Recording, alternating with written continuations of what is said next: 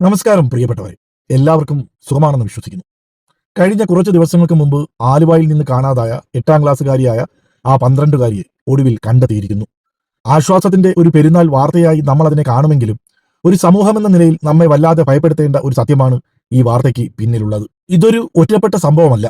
പ്രായപൂർത്തിയാകാത്ത, ജീവിതത്തിന്റെ ആദ്യാക്ഷരങ്ങൾ മാത്രം പഠിച്ചുകൊണ്ടിരിക്കുന്ന എത്രയെത്ര പെൺകുട്ടികളാണ് ദിവസേന എന്നോണം പലരുടെയും കൂടെ വീട് വിട്ടിറങ്ങി പോകുന്നത്.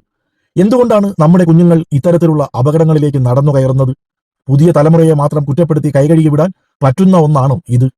അതോ ഇതിന് പിന്നിൽ നമ്മൾ കാണാതെ പോകുന്ന, അല്ലെങ്കിൽ നമ്മൾ കാണാൻ മടിക്കുന്ന വലിയൊരു യാഥാർത്ഥ്യമുണ്ടോ? ഇന്ന് നമ്മൾ സംസാരിക്കുന്നത് ഈ ഗുരുതരമായ വിഷയത്തെക്കുറിച്ചാണ്. ഇന്നത്തെ തലമുറ മുൻപത്തെ പോലെയല്ല എന്ന് നമ്മൾ എപ്പോഴും പറയാറുണ്ട്. സത്യമാണ്. സാങ്കേതിക വിദ്യയുടെ ലോകത്താണ് അവർ വളരുന്നത്. കയ്യിലൊരു സ്മാർട്ട് ഫോൺ കിട്ടിയാൽ ലോകത്തിന്റെ ഏത് കോണിലുള്ളവരുമായും അവർക്ക് നിമിഷ നേരം കൊണ്ട് ബന്ധപ്പെടാം. സോഷ്യൽ മീഡിയയുടെയും വെർച്വൽ ലോകത്തിന്റെ തിളക്കത്തിൽ അവർ പെട്ടെന്ന് വീണു പോകുന്നു. റിയൽ ലൈഫിലെ സ്നേഹത്തെക്കാളും സോഷ്യൽ മീഡിയയിലെ വ്യാജമായ ലവ് ഇമോജികൾക്കും വരികൾക്കും പിന്നാലെ അവർ ഓടുന്നു. തങ്ങളുടെ കൗമാരത്തിലെ ചെറിയ വൈകാരിക ചാഞ്ചാട്ടങ്ങളെ വലിയ പ്രണയമായി തെറ്റിദ്ധരിക്കാൻ ഈ കുഞ്ഞുങ്ങൾ നിർബന്ധിതരാകുന്നു. ചോദ്യം ചെയ്യപ്പെടേണ്ടത് എന്തുകൊണ്ടാണ് ഇവർ പുറത്തുള്ള അപരിചിതരിൽ നിന്ന് സ്നേഹം തേടാൻ പോകുന്നത് എന്നാണ്. ഇവിടെയാണ് നമ്മൾ ഓരോരുത്തരും കുടുംബം എന്ന സംവിധാനത്തിലേക്ക് തിരിഞ്ഞു നോക്കേണ്ടത്. തിരക്കു പിടിച്ച ജീവിതത്തിനിടയിൽ നമ്മുടെ മക്കൾ എന്തു ചെയ്യുന്നു, ആരുടെയൊക്കെ കൂടെയാണ് സംസാരിക്കുന്നത്, എന്ത് മാനസികാവസ്ഥയിലൂടെയാണ് അവർ കടന്നു പോകുന്നതെന്ന് നോക്കാൻ മാതാപിതാക്കൾ ശ്രമിക്കാറുണ്ടോ? പല വീടുകളിലും ഇപ്പോഴും അച്ഛനും അമ്മയും ജോലിയുടെ തിരക്കിലാണ്. തിരിച്ചു വരുമ്പോൾ അവർ ഫോണിൽ മുഴുകുന്നു.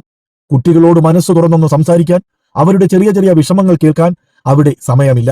കുഞ്ഞുങ്ങൾ എന്തെങ്കിലും തെറ്റ് ചെയ്താൽ അവരെ കേൾക്കാൻ തയ്യാറാകാതെ അടിയിലൂടെയും ശാപവാക്കുകളിലൂടെയും മാത്രം നേരിടുന്നു. ഓർക്കുക, വീട്ടിൽ നിന്ന് സ്നേഹവും സമാധാനവും അംഗീകാരവും കിട്ടാത്ത ഒരു കുട്ടി അത് പുറത്തുനിന്ന് തേടിപ്പോയാൽ ആരെയാണ് കുറ്റപ്പെടുത്താൻ കഴിയുക? സ്മാർട്ട് ഫോണിന്റെ ചുവരുകൾക്ക് പിന്നിൽ മറഞ്ഞിരിക്കുന്ന പല ചെന്നായ്ക്കളും ഇരകളെ തേടുന്നത് ഇത്തരം മാനസികാകല്യങ്ങളുള്ള വീടുകളിൽ നിന്നാണ്. ഇതൊരു വ്യക്തിയുടെയോ ഒരു കുടുംബത്തിന്റെയോ മാത്രം പ്രശ്നമല്ല, നമ്മുടെ നാടിന്റെ കൂട്ടായ വീഴ്ചയാണ്.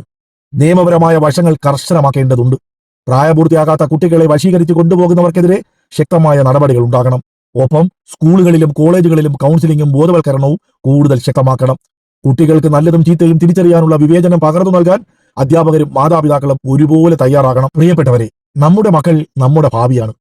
അവരുടെ കൈകളിൽ ഫോൺ കൊടുക്കുമ്പോൾ അതിനേക്കാൾ ഉപരിയായി നമ്മുടെ കൈകൾ അവരുടെ തലയിൽ സ്നേഹത്തോടെ വെക്കാനും അവരുടെ മനസ്സിലിരിപ്പുകൾ അറിയാനും നമുക്ക് സാധിക്കണം. നാളെ ഒരു ആലുവ സംഭവം ആവർത്തിക്കാതിരിക്കാൻ നമ്മുടെ വീടുകൾ കുട്ടികൾക്ക് ഏറ്റവും സുരക്ഷിതമായ ഇടങ്ങളാക്കി മാറ്റാം. ഒരു കുട്ടി വഴിതെറ്റുമ്പോൾ നഷ്ടപ്പെടുന്നത് ആ കുടുംബത്തിന്റെ മാത്രമല്ല, ഈ സമൂഹത്തിന്റെ തന്നെ ഉറപ്പാണ്. ഇന്ന് നാം കാണുന്ന ഏറ്റവും ഭയാനകരമായ കാഴ്ച സോഷ്യൽ മീഡിയയുടെയും ഓൺലൈൻ ഗെയിമുകളുടെയും വ്യാജ പ്രൊഫൈലുകൾക്ക് പിന്നിൽ ഒളിഞ്ഞിരിക്കുന്ന ക്രൂരന്മാരായ വേട്ടക്കാരാണ്. പ്രായപൂർത്തിയാകാത്ത, ജീവിതാനുഭവങ്ങൾ ഒന്നുമില്ലാത്ത കുഞ്ഞുങ്ങളുടെ മാനസിക ദൗർബല്യങ്ങളെയാണ് ഇവർ കൃത്യമായി മുതലെടുക്കുന്നത്. സൗഹൃദം നടിച്ച്, സ്നേഹം അഭിനയിച്ച് ക്രമേണ അവരെ തങ്ങളുടെ വലയിലാക്കുന്ന വലിയൊരു മാഫിയ തന്നെ ഇന്ന് സൈബർ ലോകത്ത് സജീവമാണ്. മധുരമുള്ള വാഗ്ദാനങ്ങളിൽ മയങ്ങി തങ്ങളുടെ ഭാവി എന്താകുമെന്നോ മാതാപിതാക്കളുടെ കണ്ണീരിനെ കുറിച്ചോ ചിന്തിക്കാതെയാണ് ഈ കുഞ്ഞുങ്ങൾ ഈ ചെന്നായ്ക്കളുടെ കൈകളിലേക്ക് എടുത്തു ചാടുന്നത്. മറുവശത്ത് പുതിയ തലമുറയിലെ ചിലരുടെ ചിന്താഗതിയും അതീവ ഗൗരവത്തോടെ കാണേണ്ടതുണ്ട്. എന്റെ സ്വാതന്ത്ര്യത്തിൽ ആരും ഇടപെടേണ്ട എന്നൊരു തെറ്റായ ധാരണ പലരുടെയും മനസ്സിലുണ്ട്. അച്ഛന്റെയും അമ്മയുടെയും കണ്ണു വെട്ടിച്ച് കുന്നോളം സ്വപ്നങ്ങളും കണ്ട് അപരിചിതരായ ആളുകളെ കണ്ണടച്ച് വിശ്വസിക്കുന്ന പ്രവണത ഇന്ന് കൂടി വരികയാണ്. റീൽസിന്റെയും ലൈക്കുകളുടെയും ആർഭാട ലോകത്ത് ജീവിച്ച് റിയൽ ലൈഫിലെ യാഥാർത്ഥ്യങ്ങൾ എന്താണെന്ന് തിരിച്ചറിയാൻ കഴിയാതെ അവർ സ്വയം നശിച്ചു പോകുന്നു. ഈ അപകടം തിരിച്ചറിയാൻ ഇനിയെങ്കിലും വൈകിയാൽ നമ്മുടെ വീടുകളിൽ നിന്ന് ഇനിയും നിരവധി കുഞ്ഞുങ്ങൾ ഇതുപോലെ കാണാതാകും. ഈ നീചന്മാരുടെ വലയിൽ നിന്ന് നമ്മുടെ മക്കളെ രക്ഷിക്കാൻ മാതാപിതാക്കൾ കൂടുതൽ ജാഗ്രത ഉള്ളവരാകേണ്ടിയിരിക്കുന്നു. ഇവിടെ നമ്മൾ ഓർക്കേണ്ട മറ്റൊരു വലിയ സത്യമുണ്ട്. മുൻകാലങ്ങളിലെ നമ്മുടെ കുടുംബങ്ങളും മാതാപിതാക്കളും കുട്ടികളും തമ്മിലുള്ള ബന്ധം ഇന്നത്തെ പോലെ ആയിരുന്നില്ല. അന്നത്തെ വീടുകളിൽ സ്മാർട്ട് ഫോണുകളുടെ അകൽച്ച ഉണ്ടായിരുന്നെങ്കിലും മനസ്സുകൾ തമ്മിൽ വലിയ അടുപ്പമുണ്ടായിരുന്നു.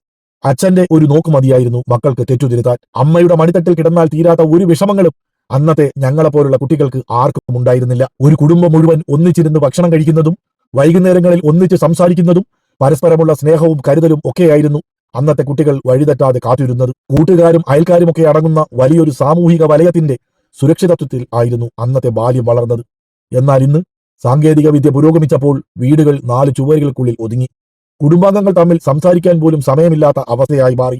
ആ അകൽച്ചയാണ് ഇന്ന് നമ്മുടെ മക്കൾ പുറത്തുനിന്ന് സ്നേഹം തേടാൻ പ്രേരിപ്പിക്കുന്നത്. കുട്ടികൾക്ക് വിദ്യ പകർന്നു നൽകേണ്ട അധ്യാപകമാർ പോലും ഇന്ന് MDMA കേസിൽ കേരള പോലീസ് അറസ്റ്റ് ചെയ്യുമ്പോൾ ഈ ലോകം എങ്ങോട്ടാണ് പോകുന്നതെന്നോർത്ത് വിഷമിക്കാനേ നമുക്ക് കഴിയുന്നുള്ളൂ. പ്രിയപ്പെട്ടവരെ, ഈ വിഷയം നിങ്ങളെ ചിന്തിപ്പിച്ചെങ്കിൽ മറ്റുള്ളവരിലേക്കും എത്തിക്കുക.